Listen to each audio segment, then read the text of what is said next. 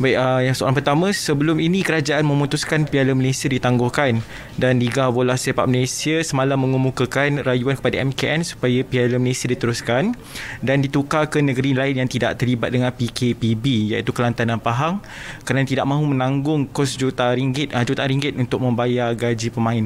Berdasarkan situasi ini, adakah MKN telah berbincang mengenai perkara ini dan adakah akan diberikan kebenaran untuk menjalankan Piala Malaysia ini? Terima kasih.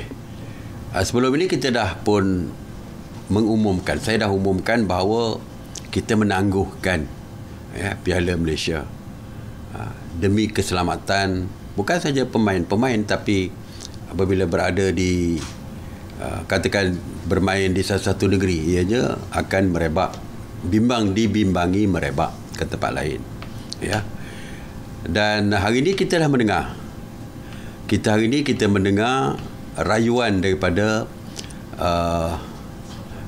Persatuan Bola Sepak Malaysia, kalau boleh dibenarkan, diteruskan. Setelah berbincang, kita dapati bahawa bahaya jangkitan ini bukan saja berlaku di tengah padang apabila berlaku sentuhan di padang. Persentuhan memang tidak dapat dielakkan. Ada orang membandingkan dengan hiburan. Hiburan kita boleh memperketatkan SOP, misalnya penyanyi boleh memakai face shield dan sebagainya. Dan saya dimaklumkan oleh Menteri Yang Berhormat Menteri KKMM Komunikasi, kadang-kadang kita nampak di atas stage yang ramai-ramai tersebut, sebenarnya ia menari dalam masa yang berbeza-beza, di tempat yang berbeza. Tetapi dari segi teknologi moden ini, gambar tu disatukan seolah-olah nampak pertarian itu bersama. Itu dimaklumkan oleh Yang Berhormat Menteri KKMM tadi. Walaupun dari segi SOP lebih mudah, kerana tidak ada penonton, semua yang terlibat memakai face shield ataupun face mask. Tapi tak mungkin pelitup muka dipakai oleh pemain bola sebagai contoh. Itu satu, di atas padang. Dan dia tidak bermain hanya setakat jumlah pemain itu saja yang berada di padang, tetapi kru yang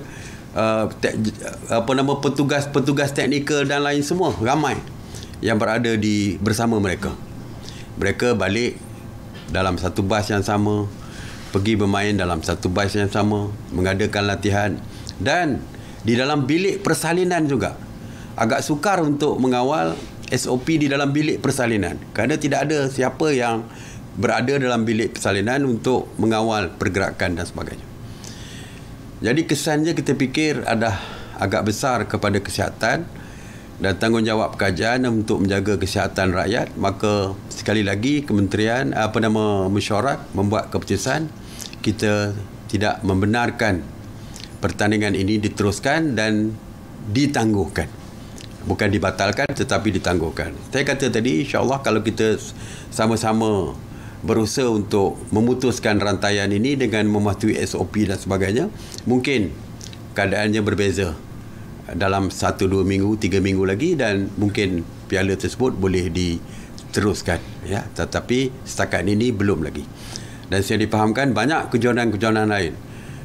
Dimaklumkan tadi kejohanan basketball juga dibatalkan. Sukma saya difahamkan dibatalkan. Semua yang melibatkan pertandingan dibatalkan. Jadi kita perlu konsisten di dalam membuat keputusan ini. Jadi sebab itu semalam saya kata saya minta maaf kepada peminat bola sepak yang begitu ramai di seluruh negara. Ini bukan kita sengaja untuk membatalkan, tetapi atas nasihat Kementerian Kesihatan, menjamin kesihatan itu adalah lebih utama. Jadi kita tidak menerima ataupun kita terpaksa tidak membenarkan Piala Malaysia itu diteruskan dan kita minta tangguhkan. Jadi rayuan itu kita dah dengar tadi dan kita kekalkan keputusan tidak membenarkan.